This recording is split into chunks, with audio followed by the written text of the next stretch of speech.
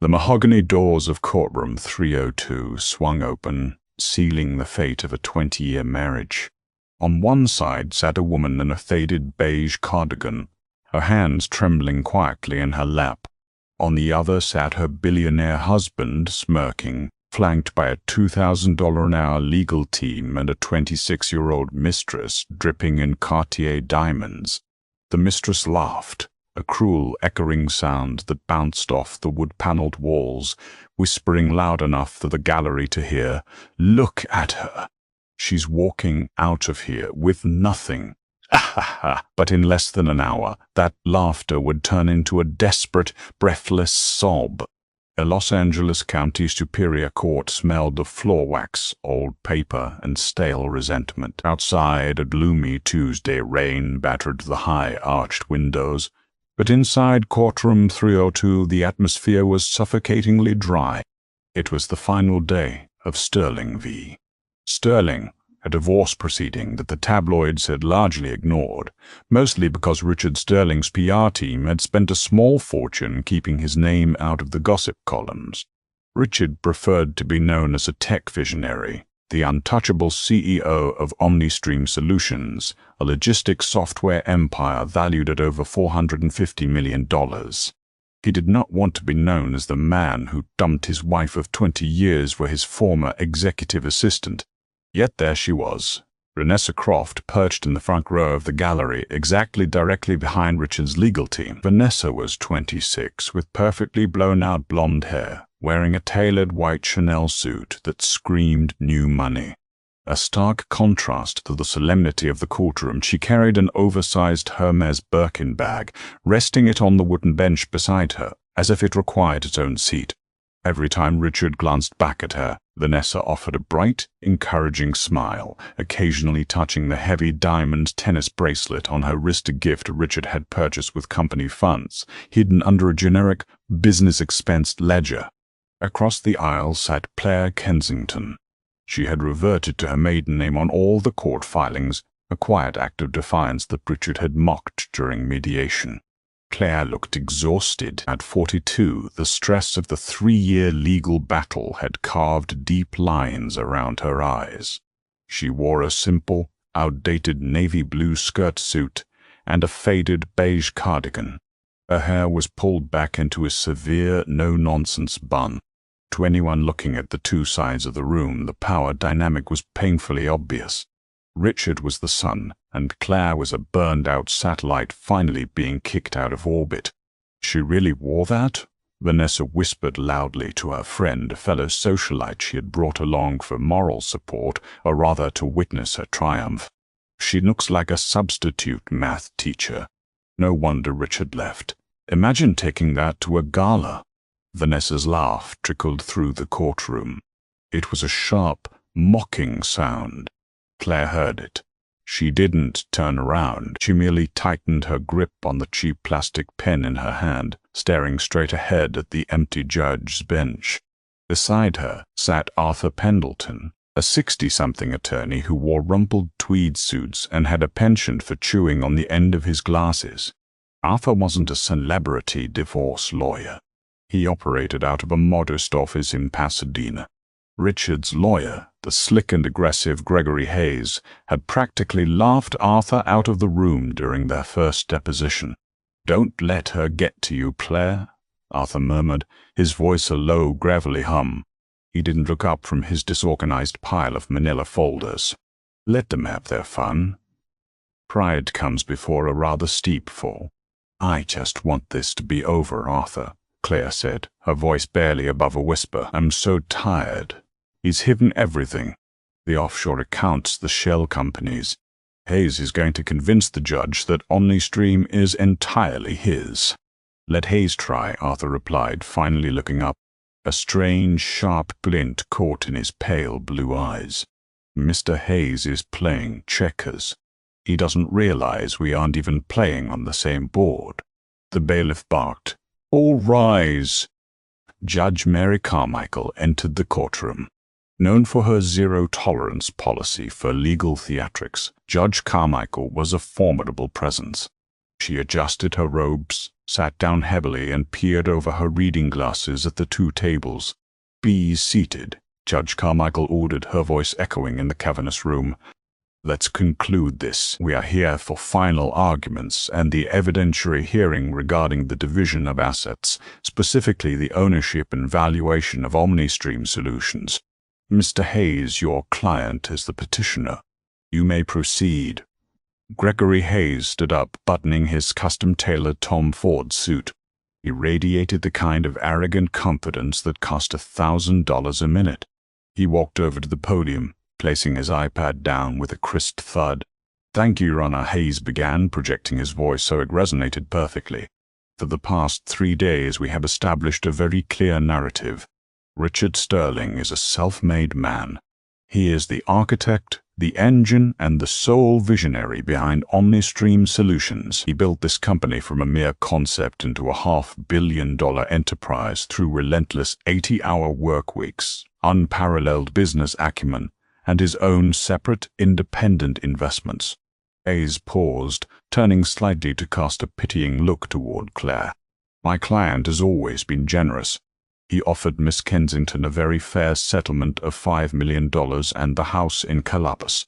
But she refused. She sits before you today, Your Honor, demanding 50% of a company she had absolutely no hand in creating. During the years OmniStream was taking off, Ms. Kensington was unemployed. She did not attend board meetings. She did not write code. She did not secure venture capital. She stayed home." In the gallery, Vanessa nodded emphatically, whispering to her friend, "Exactly. A total freeloader.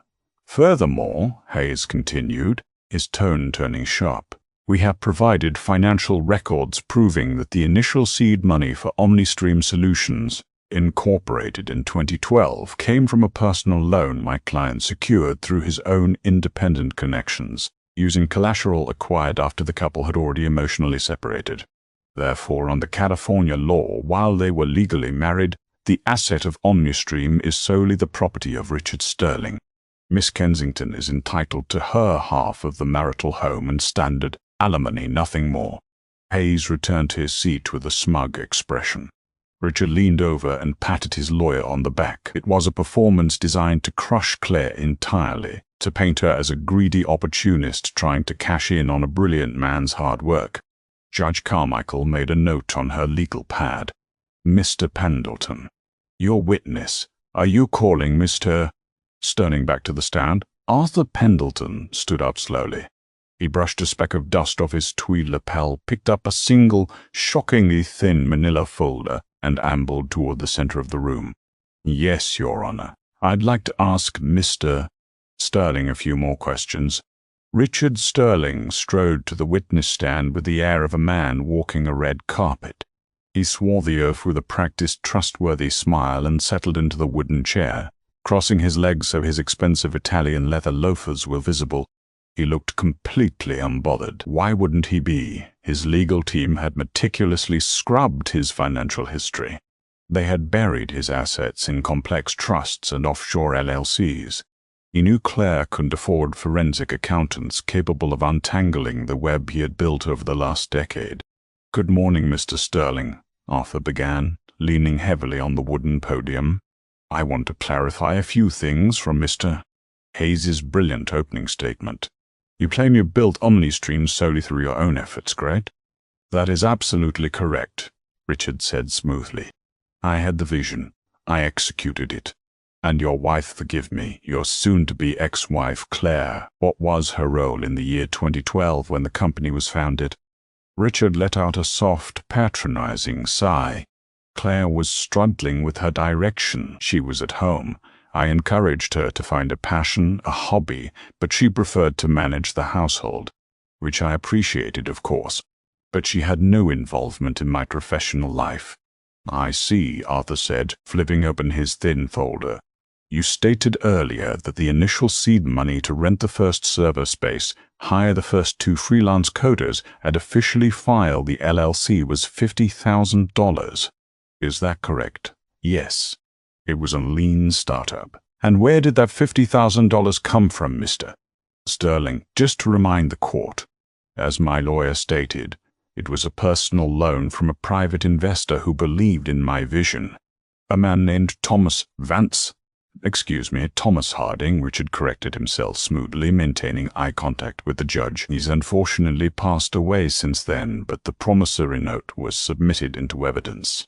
Arthur nodded slowly, pacing a few steps away from the podium. Yes, the late Mr. Harding. Very convenient. Very tragic. Let's talk about the year 2008, Mr. Parr. Sterling, 4 years before OmniStream. Gregory Hayes stood up immediately. Objection, Your Honor. Relevance. The company was founded in 2012. 2008 is entirely outside the scope of this asset valuation. I assure you, Your Honor, it is highly relevant to the origin of the funds, Arthur countered mildly. Judge Carmichael frowned. I'll allow it for now, Mr. Pendleton, but get to the point quickly. Thank you, Your Honor, Arthur said. Mr. Sterling, in 2008, the financial markets crashed. What was your occupation at that time? Richard's jaw tightened infinitesimally. The smooth veneer cracked just a fraction. I was working in real estate development. Things took a downturn. A downturn? Arthur chuckled tryly. Mr. Sterling, according to the bankruptcy filings I have right here, you lost everything. You owed over $2 million to various creditors. Your car was repossessed. You were, for all intents and purposes, completely broke. Correct? In the gallery, Vanessa stopped smiling. She leaned forward, a brow furrowing. Richard had never mentioned a bankruptcy. He had always told her he came from old money that he had brilliantly multiplied. The market was volatile, Richard said defensively. Many successful businessmen faced setbacks during the subprime mortgage crisis. Indeed they did, Arthur agreed. That during that setback, who was paying the rent on your apartment? Who was buying the groceries? Objection? Hayes barked. Overruled. Answer the question, Mr. Sterling, Judge Carmichael said, her eyes narrowing at Richard. My wife was working at the time, Richard muttered. She was working as a junior financial analyst, wasn't she? Arthur pressed. Working 60-hour weeks to keep you both afloat while you spent your days networking and brainstorming. She supported the household, yes, Richard snapped. That's what spouses do. But that has nothing to do with OmniStream. Bear with me, Mr. Sterling, Arthur said, pulling a single sheet of paper from his folder. It wasn't a bank statement. It looked like an old, yellowed letter. Let's fast forward back to 2012. You claimed you got a loan from the late Thomas Harding. But isn't it true that in 2012 your credit was still completely ruined from your 2008 bankruptcy? No traditional bank would touch you, and no sane private investor would hand $50,000 to a bankrupt real estate developer wanting to pivot to tech. I told you Thomas believed in me. Richard's voice rose in pitch. Thomas Harding was your drinking buddy, Mr. Sterling, Arthur said, his voice suddenly losing its bumbling grandfatherly tone. It turned sharp as a razor. He was a bartender at a pub in Santa Monica. He didn't have $50,000 to his name, let alone $50,000 to lend you. The courtroom fell dead silent. Even the sound of the rain outside seemed to fade. Gregory Hayes scrambled to his feet. Nice trendu. Your Honor, this is outrageous. Plaintiff's counsel is throwing wild accusations without any evidentiary support. We submitted the promissory note. A note signed by 2 men in a bar, Arthur shot back, finally turning to look directly at Gregory Hayes. Your Honor, I have here the actual wire transfer records from September 14, 2012. The exact day the $50,000 was deposited into Richard Sterling's newly formed OmniStream business account. Arthur walked over to the bailiff and handed him the documents to pass to the judge and to opposing counsel. You'll see, Your Honor, Arthur continued, his voice ringing through the silent room, that the money did not come from an account owned by Thomas Harding. It was wired from a brokerage account at Vanguard. Richard gripped the edges of the witness stand. His knuckles turned white.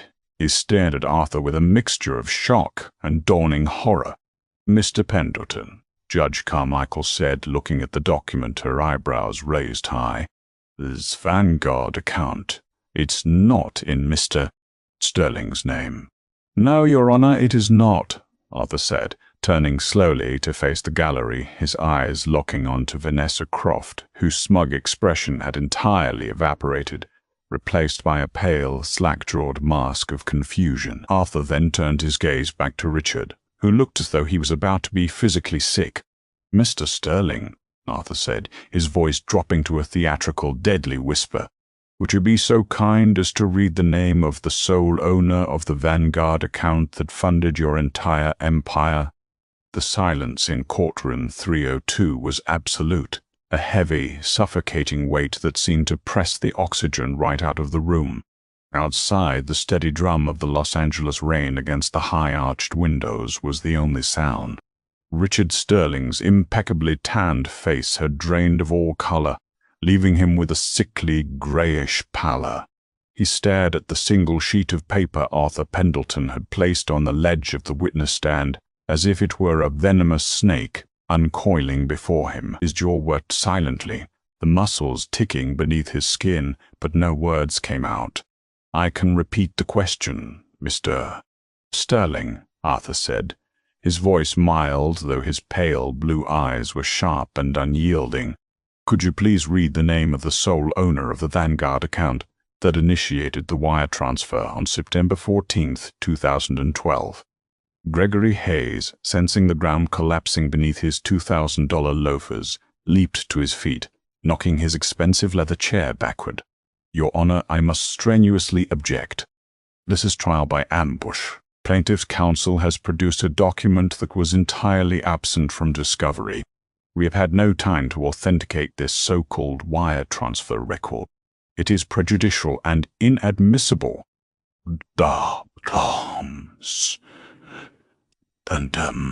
Judge Mary Carmichael peered over her reading glasses, her expression thunderous.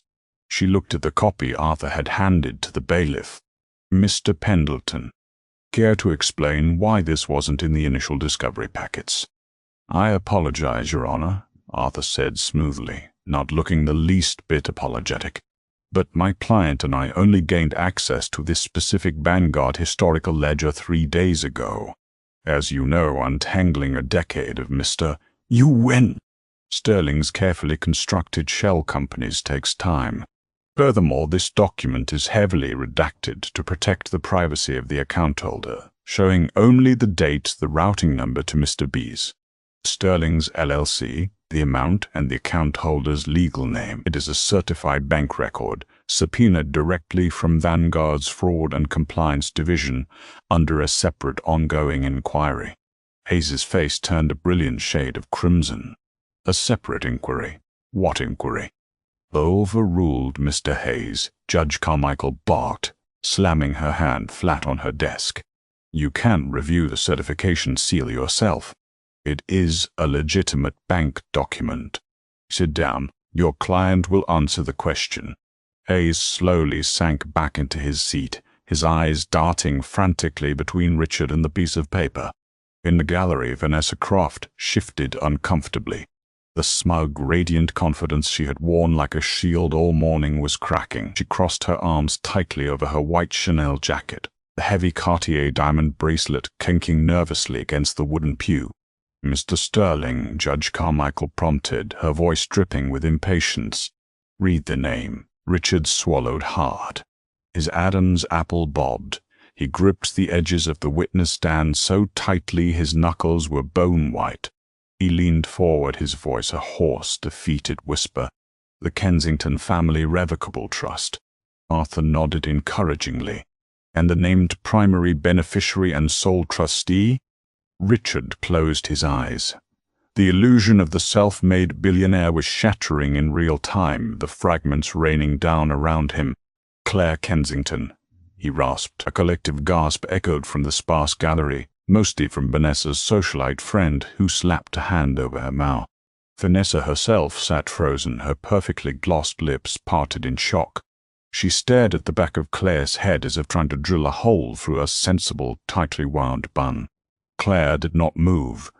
She sat perfectly straight in her faded beige cardigan, her hands folded neatly in her lap, her eyes fixed on the empty space directly in front of her. Only the slightest tremor in her shoulders betrayed the tempest of emotion she was hiding. "So," Arthur began, pacing slowly across the well of the courtroom, his hands clasped behind his back. "Let us ensure the court understands the timeline perfectly. In 2008, you were bankrupt. In 2012, you wanted to start a tech company, but you had the credit score of a ghost. You claimed a bartender named Thomas Harding lent you $50,000. But according to this certified wire transfer, the money came from an account wholly owned and controlled by your wife, Claire. She didn't tell me." Richard suddenly exploded, his voice echoing sharply. He pointed a trembling finger at Claire. "She lied to me. Thomas handed me a cashier's check. He said he had come into some money. He said he believed in my vision. She went behind my back. She protected your fragile ego, Mr. Sterling." Arthur shot back, his voice rising in volume to meet Richard's, dropping the grandfatherly persona entirely. "You were a broken, depressed man who had just lost millions of dollars of investors' money in a real estate collapse. You were drinking heavily. Your pride wouldn't let you take money from your wife, who was working 60-hour weeks at a junior financial firm just to keep a roof over your head. So she took the entirety of the small inheritance left to her by her late mother. She took $50,000, her completely separate premarital property, and she funneled it through Thomas Harding so you could feel like a self-made man." "Objection!" Hayes shouted. "Testifying, Your Honor." "Sustained," Judge Carmichael said, though her eyes were locked onto Richard with undisguised disgust. "Dial it back, Mr. Pendleton." "My apologies, Your Honor," Arthur said, taking a breath. He turned back to Richard. "Mr. Sterling, isn't it true that because the $50,000 was Claire's premarital property and because it was the sole initial capital used to incorporate OmniStream Solutions, that under California law, Claire Kensington doesn't just own 50% of the marital assets? She technically holds the foundational equity of the entire company." Richard looked like he had been struck by a physical blow. He looked frantically at Gregory Hayes. "Greg, what is he talking about?" Hayes was rapidly flipping through a thick legal pad, his face pale. He knew exactly what Arthur was talking about. If the seed money was Claire's separate property, and Richard had never properly bought her out or established a legal separation of that specific asset, the entire self-made separate property defense he had built over the last 3 days was dead on arrival. "I built it," Richard snarled, his composure completely dissolving. "I wrote the code. I hired the teams. I scaled the logistics. She sat at home. She gave you the tools to build the house, Mr. Sterling," Arthur said softly, lethally. "And now you are trying to evict her from it." The revelation hung in the air, fundamentally altering the gravity of the room. Richard Sterling was no longer the brilliant tech visionary who had generously offered his estranged wife a $5 million parting gift. He was a man who had built an empire on his wife's secret sacrifice and was now attempting to legally execute a massive theft. But Arthur Pendleton was not finished. He returned to his desk and picked up a thicker, much heavier red binder. He dropped it onto the podium with a dull, threatening thud. "Your Honor," Arthur said, adjusting his glasses, "now that we have firmly established the true origin of OmniStream Solutions' founding capital, we must examine how the company's assets have been managed over the last 36 months. Specifically, since Mr. Sterling initiated divorce proceedings and filed for a separation of assets." Gregory Hayes stood up, but his previous bravado was completely gone. He looked like a man standing on the tracks, watching a freight train bear down on him. "Your Honor, I must object to the introduction of any more surprise documents. If Mr. Pendleton is going to submit an entirely new financial forensic report—" "These are not surprise documents, Mr. Hayes," Arthur interrupted calmly. "These are OmniStream's own corporate tax filings and expense ledgers which your firm provided to us during the initial discovery phase. We simply looked at them a little closer. Judge Carmichael waved a hand dismissively at Hayes. Sit down, Counselor. I want to hear this. Arthur opened the red binder. Mr. Sterling, you are the CEO of OmniStream, correct? Yes, Richard muttered, his eyes glued to the binder, and as the CEO of a company valued at over $400 million, you have a fiduciary duty to manage the company's funds responsibly, especially since we have just established that your wife holds a significant, if not majority, equitable claim to the company. Correct? I run the company perfectly, Richard snapped, a desperate edge of defiance creeping back into his voice. Our quarterly earnings are up 20%. I'm sure they are, Arthur agreed. Let's turn to page 42 of the corporate expense ledger for the fiscal year 2024. There is a recurring monthly line item under external consulting and marketing. It is a payment made to a vendor named VC Public Relations LLC. Do you recognize this vendor? In the gallery, Vanessa Croft froze. The color rapidly drained from her face. She dropped her phone into her lap, her hands suddenly shaking violently. Richard swallowed. Yes, they are a boutique PR firm we use for specialized brand outreach. Boutique indeed, Arthur noted dryly. According to the ledger, OmniStream Solutions pays VC Public Relations an average of $45,000 a month. That is over $500,000 a year. Could you tell the court what specific services this firm provides for $500,000? Brand management, Richard said quickly. Event planning. Social media strategy. I see, Arthur said, pulling a sheet of paper from the binder. I have here the incorporation documents for VC Public Relations, LLC, filed in the state of Delaware 2 years ago. The sole managing member and registered agent of this LLC is a Miss Vanessa Croft. Arthur turned slowly, his eyes fixing on the young woman sitting in the front row. Vanessa shrank back into the wooden pew, looking as though she wished the floor would open up and swallow her Hermes bag and her Chanel suit entirely. Miss Croft, who is currently sitting right behind you, Mr. Sterling, Arthur continued, the same Ms. Croft who has accompanied you to this trial. The same Miss Croft who, until 18 months ago, was employed as your executive assistant on a salary of $70,000 a year. Objection. Hayes yelled, his voice cracking slightly. Relevance. My client's personal relationships have no bearing on the corporate valuation. So, but... Ow. It has every bearing when he is using corporate funds to finance his personal relationships, Your Honor. Arthur fired back, his voice ringing with authority. Mr. Sterling has been funneling company money that belongs to the marital estate, money that stems from Claire Kensington's initial investment into a dummy corporation to pay for his mistress's lavish lifestyle. The courtroom erupted. Whispers violently hissed through the gallery. The bailiff stepped forward, his hand resting near his radio. Order! Judge Carmichael shouted, striking her gavel twice. The sharp cracks silenced the room instantly. She glared at Richard, her eyes flashing with judicial fury. Mr. Sterling, did you authorize payments of $45,000 a month to a company owned by your romantic partner? She provided real services. Richard stammered, panic finally breaking through his carefully curated facade. Sweat was beading on his forehead, ruining his expensive blowout.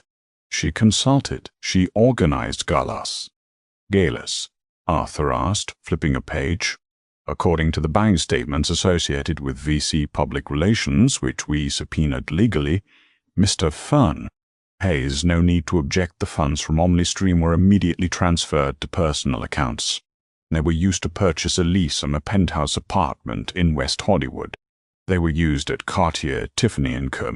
and luxury car dealerships. Not a single dollar was spent on corporate event space or marketing materials. Arthur leaned heavily on the podium, his voice dropping to a deadly quiet register that carried to every corner of the room. You didn't just try to steal your wife's company, Mr. Sterling. You actively embezzled from it. You committed corporate fraud to buy diamond bracelets for a 26-year-old woman, while simultaneously standing in this courtroom trying to force the woman who saved you from bankruptcy to live on alimony and table scraps. Gregory Hayes slowly put his pen down. He stared at his legal pad. He was no longer thinking about how to win the divorce settlement. He was calculating his own firm's liability for unknowingly submitting fraudulent financial documents to a superior court judge. He was a divorce attorney, not a white-collar criminal defense lawyer. He subtly shifted his chair an inch away from Richard. Vanessa Croft suddenly stood up. Her face was chalk white. "I need to go," she whispered loudly. She grabbed her oversized Birkin bag, nearly tripping over her friend's feet in her haste to reach the aisle. "Sit down, Miss Croft," Judge Carmichael commanded. The tone of her voice was absolute zero. "Nobody is leaving this courtroom until I say so. The bailiff will lock the doors." The heavy mahogany doors at the back of the courtroom clicked shut with a sound like a vault ceiling.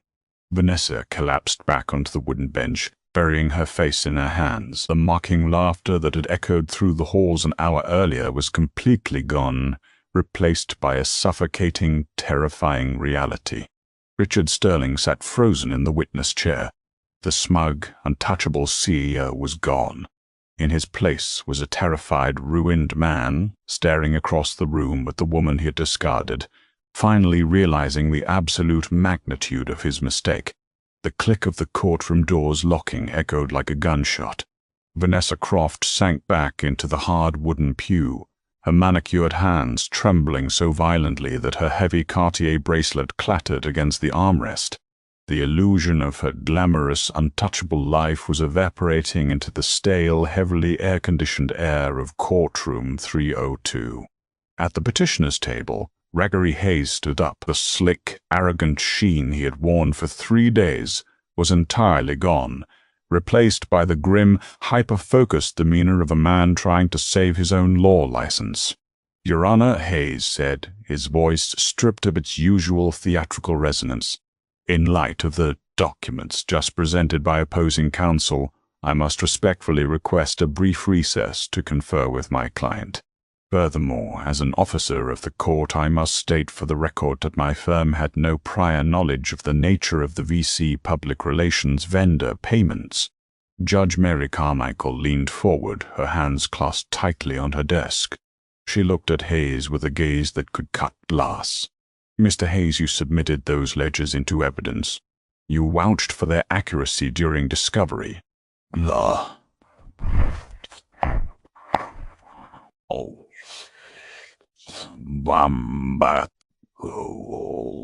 Under the presumption that my client provided truthful corporate records, Your Honor," Hayes countered quickly, throwing a furious sidelong glare at Richard. "If my client has utilized corporate entities to obscure personal expenditures or defraud the marital estate, he did so entirely outside the purview of my legal counsel." Richard whipped his head around, staring at his lawyer in betrayal. "Greg, you're supposed to be defending me." "I am defending my firm from suborning perjury, Richard," Hayes hissed under his breath, loud enough for the microphone to catch the edge of his panic.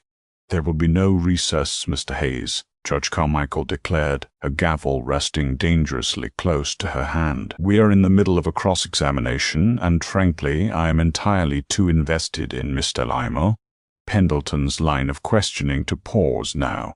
Mr. Pendleton, you may continue, ma." Arthur Pendleton adjusted his glasses, completely unbothered by the chaos he had unleashed. He looked like a kindly grandfather who had just accidentally discovered a hornet's nest, though the sharp, predatory glint in his pale blue eyes suggested he knew exactly where the nest was and had brought a baseball bat specifically to smash it. "Thank you, Your Honor," Arthur said. He turned his attention from Richard, who was sweating profusely in the witness chair, to the gallery. "Your Honor, given that Miss Croft is the sole proprietor of a vendor currently receiving $500,000 annually from the disputed marital asset, I would like to call her to the stand as a hostile witness. Her presence here today is quite convenient." "Objection," Hayes cried automatically, though his heart clearly wasn't in it. Overruled, Judge Carmichael snapped. Bailiff, please escort Miss Croft to the stand. Vanessa looked terrified.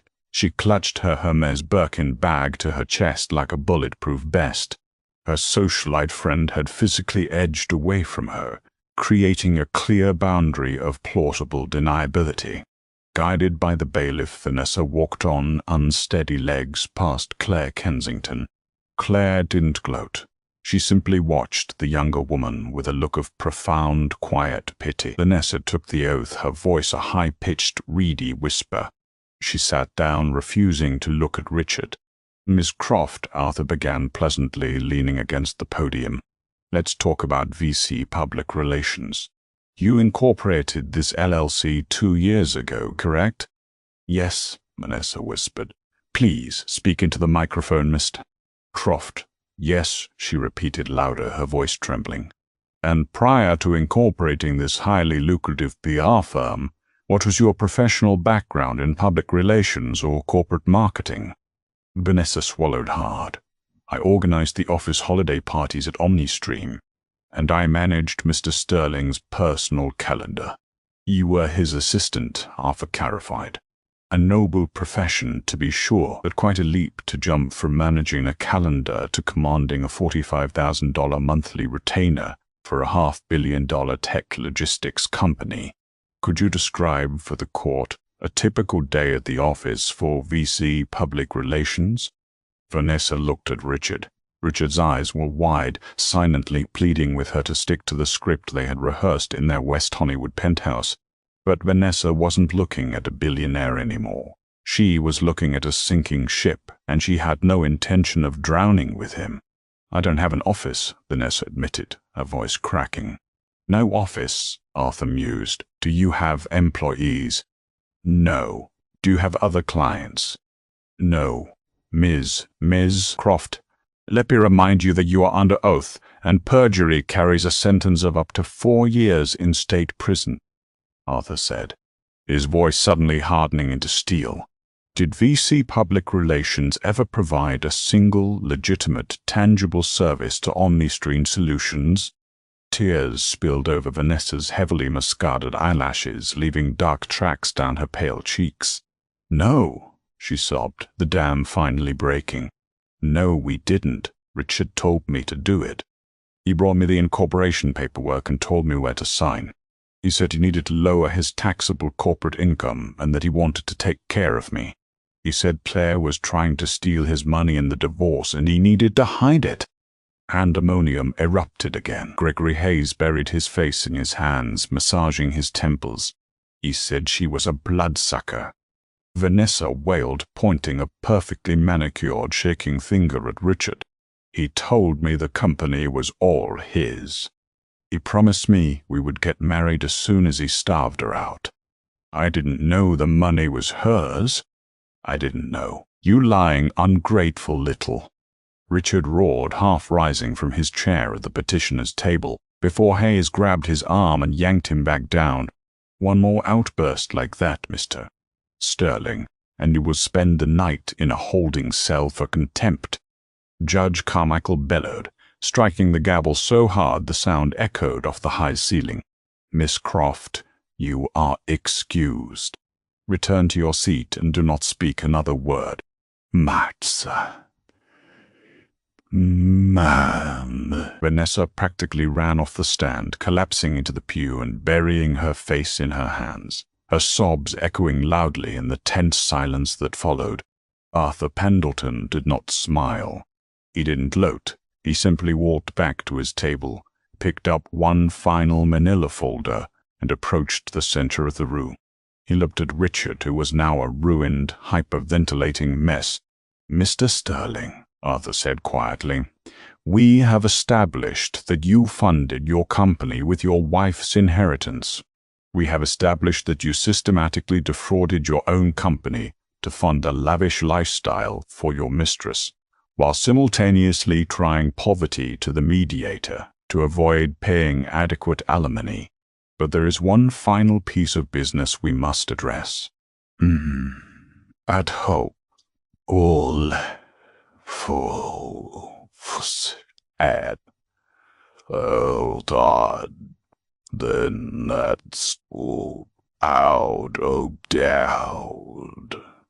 Richard stared straight ahead, his jaw locked, refusing to make eye contact with Arthur.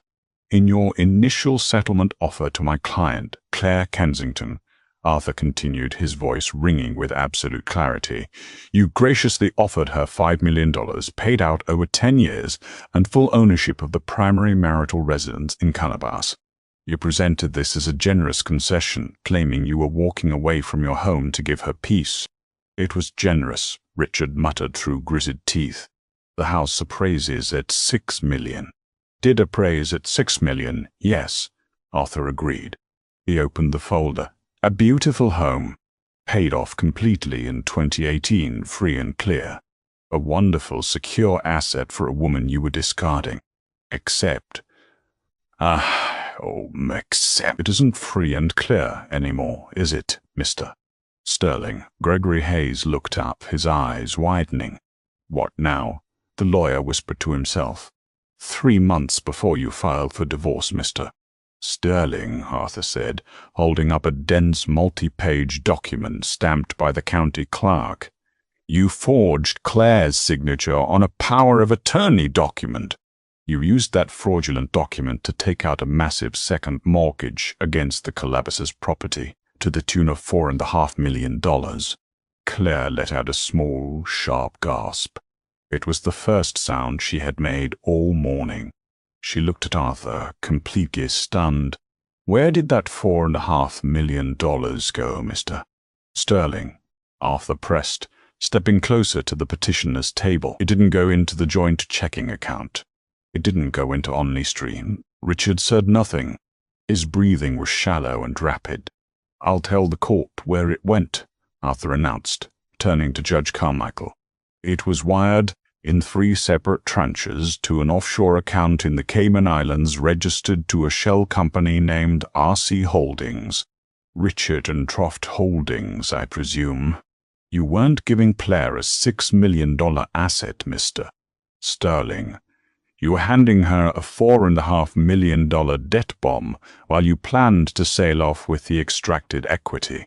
Judge Carmichael took off her reading glasses. She rubbed the bridge of her nose, her expression one of utter, profound revulsion. She had presided over hundreds of high-net-worth divorces. She had seen greed, spite, and petty vindictiveness. But the sheer calculated malice of Richard Sterling's actions was in a league of its own. You took her money to build your empire, Arthur summarized, his voice dropping to a powerful, resonant hush. You used her company to fund your infidelity. And finally, you tried to steal the roof over her head, intending to leave her bankrupt and saddled with your debt, just as she had found you in 2008. You are not a visionary, Mr. Sterling. You are a parasite. Objection, Hayes said weakly, out of pure, dying muscle memory. Overruled, Judge Carmichael said instantly. Richard couldn't hold it in anymore. The narcissistic rage that had driven him for a decade finally boiled over, shattering the last remnants of his self-control. He stood up, knocking his chair over backward. I made the money, Richard screamed, his face purple, spit flying from his lips as he pointed a shaking finger at Claire. She was weak. She just wanted to sit in that stupid house and read books. I took that 50 grand and I turned it into $500 million. Me, I did the work.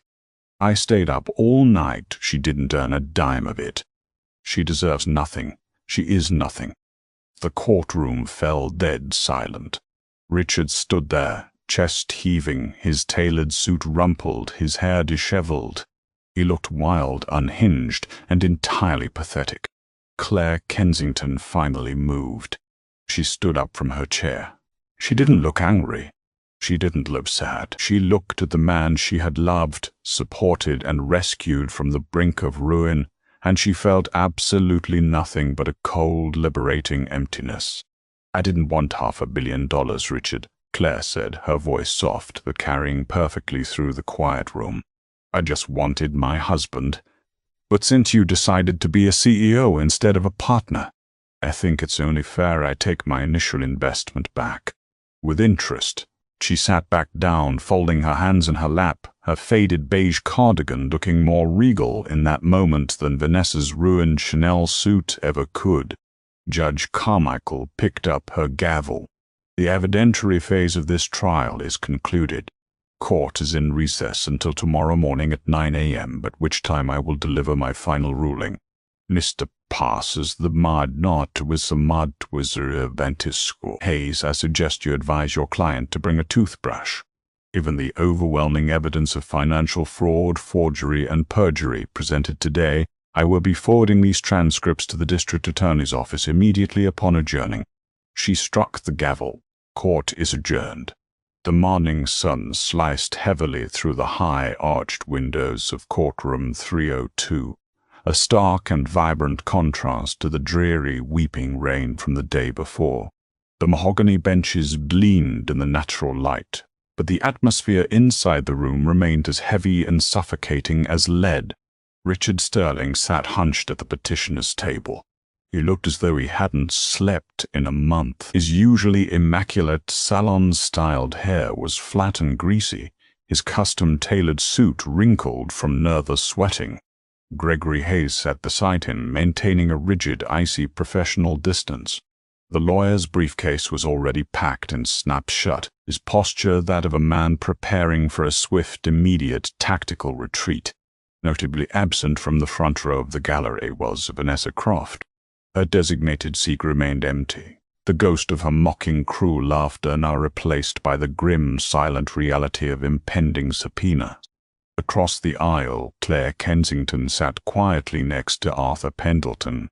She wore a tailored, soft gray suit, a subtle but deliberate, powerful departure from the faded beige cardigan she had worn the previous 3 days. She looked rested. She looked at peace. The nervous tremor in her hands was completely gone. "All rise," the bailiff announced, his voice slicing through the thick tension. Judge Mary Carmichael took her seat at the elevated bench. She did not bother with morning pleasantries. Her face was set in stone. She opened her thick leather-bound folder, adjusted her reading glasses, and looked directly down at Richard.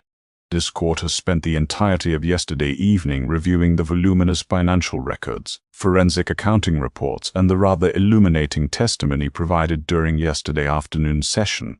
Judge Carmichael began, her voice echoing with absolute, unforgiving authority. "In my 22 years on the bench, I have rarely encountered such a blatant, malicious, and meticulously orchestrated attempt to defraud a spouse." Richard stared blankly at his hands, his knuckles turning white as he gripped the edge of the heavy wooden table. "Mr. Sterling," the judge continued, her tone sharp enough to draw blood, "your petition for a disproportionate separation of assets is unequivocally denied. Your central claim that OmniStream Solutions is your sole separate property is not only factually incorrect, it is legally absurd. The foundational capital of $50,000 was definitively traced directly to the Kensington Family Revocable Trust under the law of this state, as that capital was separate property commingled into a business entity without a formal, legally binding buyout agreement, and given your egregious, documented breach of fiduciary duty to the marital estate, the court finds that Claire Kensington is the rightful legal owner of 60% of the equity in OmniStream Solutions. A collective jagged breath left the sparse room.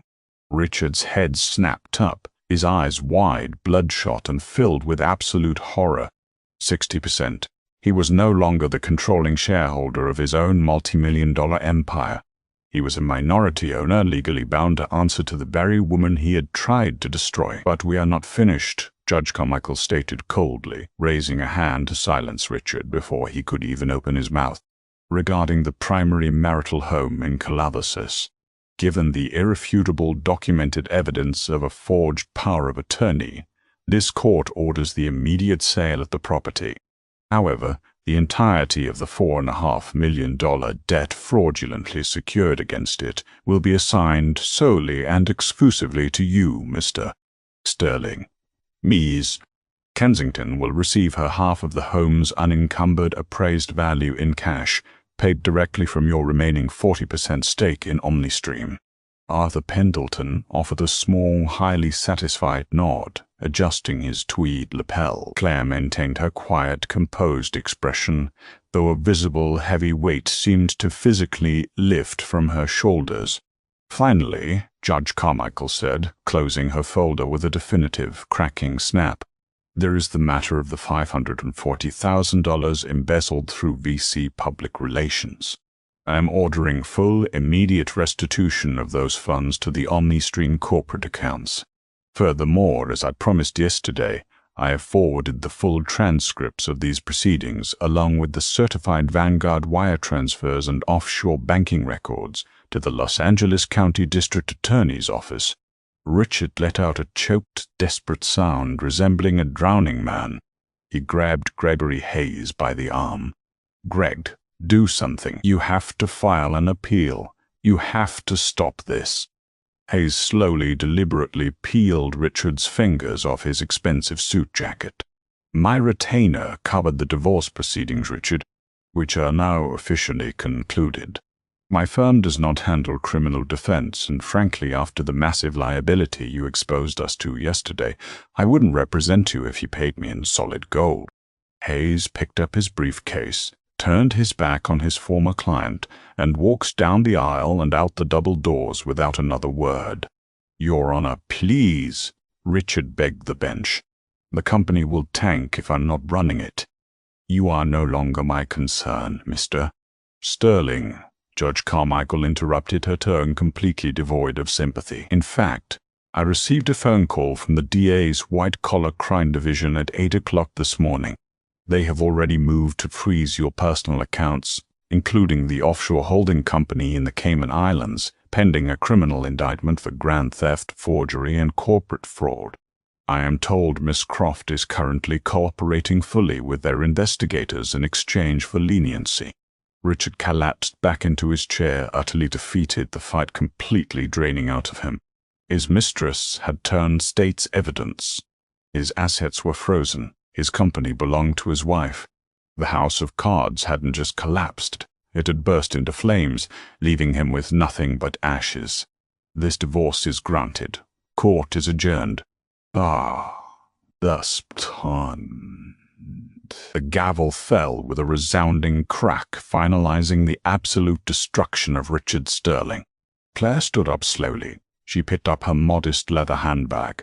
She didn't gloat, nor did she spare a single backward glance at the ruined, broken man weeping quietly at the petitioner's table. "Shall we, Claire?" Arthur asked, a gentle, victorious smile touching his lips. "Yes, Arthur," Claire replied, her voice steady, clear, and ringing with newfound authority. "I believe I have an emergency board meeting to schedule." As Claire Kensington walked down the center aisle, the heavy mahogany doors swung open for her. She stepped out of the suffocating courtroom and into the bright, sunlit hallway, leaving the wreckage of her past firmly behind her, ready to take her rightful place at the head of the table. The story of Claire and Richard is a powerful, dramatic reminder that the truth always leaves a paper trail, no matter how deeply you try to bury it.